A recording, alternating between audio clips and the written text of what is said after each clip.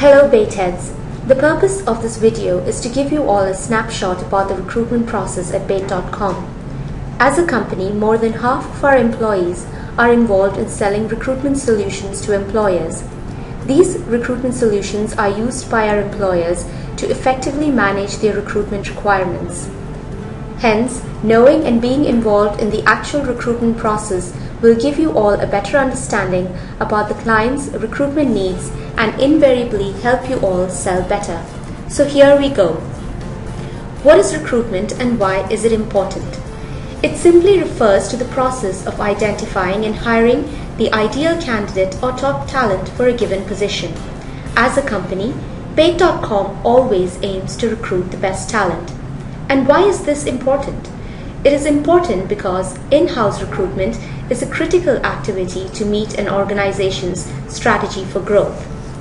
Having the right person in the right place at the right time is crucial to organizational performance.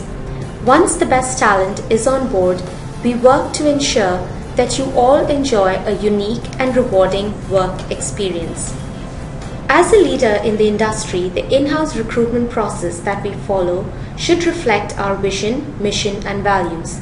Hence, it is important to have a clear and defined process in order to ensure efficiency and timely closure of positions.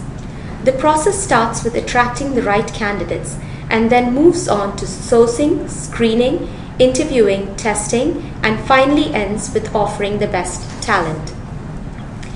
Just how sales is a numbers game, so also is recruitment. What you see in the picture is the recruitment funnel.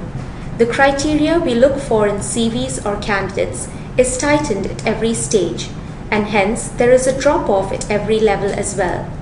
The earlier stages of the funnel, which is the CV filtering, initial screening, and the TPS, is delegated to recruiters.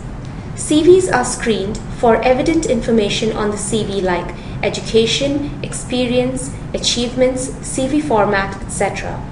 Once the CV meets the basic requirements, they are saved to be telephonically screened, which is in the TPS. The recruiter has a list of competencies to assess in the TPS. The recruiter goes on to explain the position to the candidate, assess whether or not the candidate is a cultural fit, and also whether the candidate has the required job knowledge. The next three stages are usually handled by the hiring manager with the support of the recruiter. After the telephonic interview, the candidate moves into the court of the hiring manager for the face-to-face interview. In this stage, the hiring manager confirms that the candidate has the required skills to do the job. For sales positions, the candidates selected from the face-to-face are invited for the assessment center, and for support roles, candidates are often given assignments to test for certain skills not evident during the face-to-face. Candidates selected from the assessment centers or after assignments are offered positions. So while recruiting, we first target the numbers we need to hire and then work backward. So if we need to hire 2 candidates from an assessment, we target inviting at least 5 candidates to the assessment, set up at least 10 face-to-face interviews out of 30 telephonic interviews conducted. Depending on how challenging the position is, the longer the recruitment cycle takes. We use job postings to attract candidates to the various openings at Bait.com. Facebook and Twitter are also used to advertise available vacancies and attract interested candidates. Usually a link to the vacancy is shared on the site. The techniques mainly used at Bait.com to source candidates are job postings.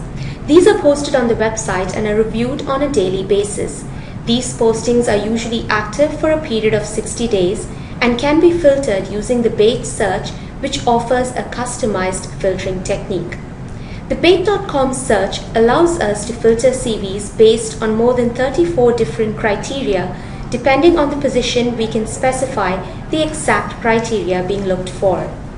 Bait.com uses an internal referral system that allows employees to refer friends for available positions across various departments.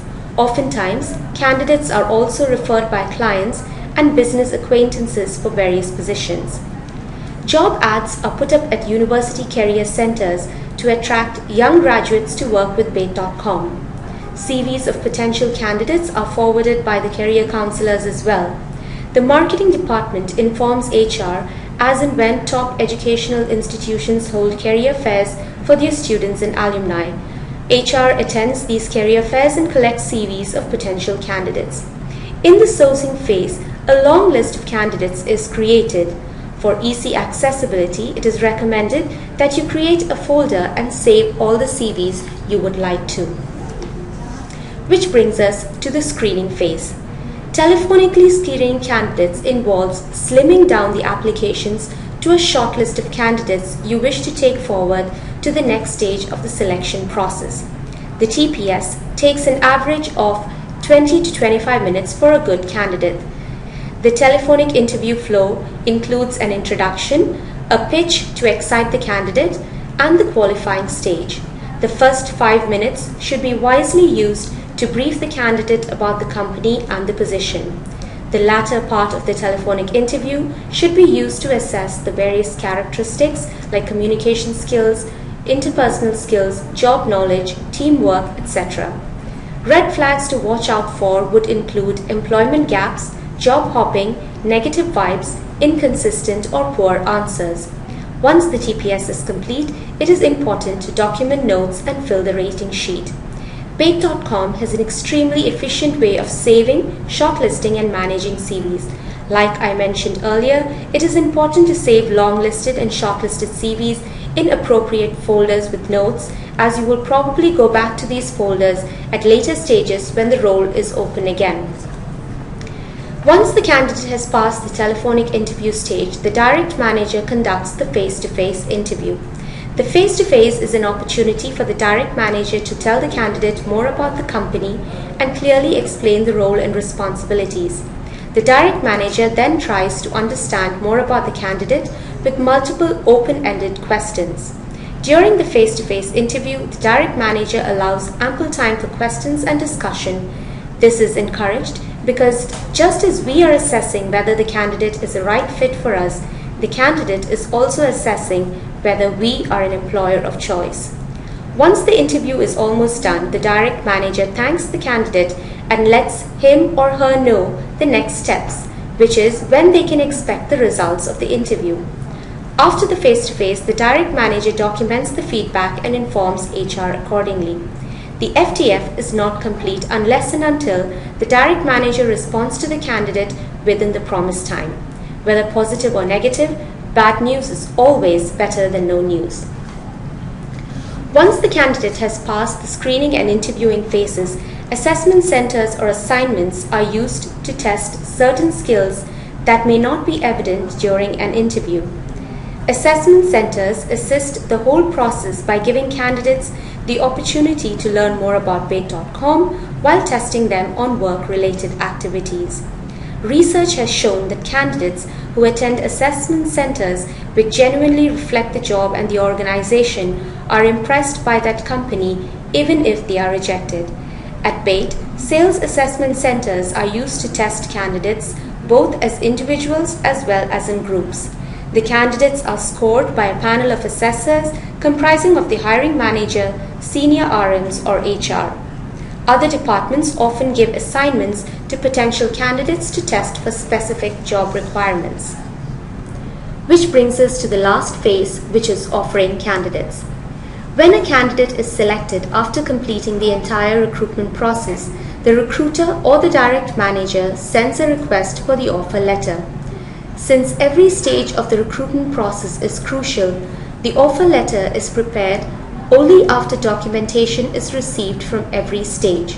Hence, an email request for the offer should include the CV, the telephonic interview feedback, the face-to-face interview feedback, and the assessment rating sheet for sales.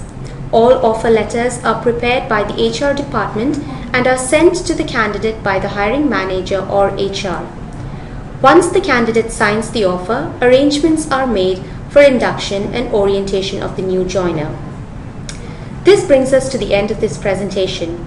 I have included more documents and useful scripts as part of a Google site called Recruitment at BAIT. I hope you all find it useful, and I look forward to working with each of you on recruiting top talent for Bait.com. Thank you.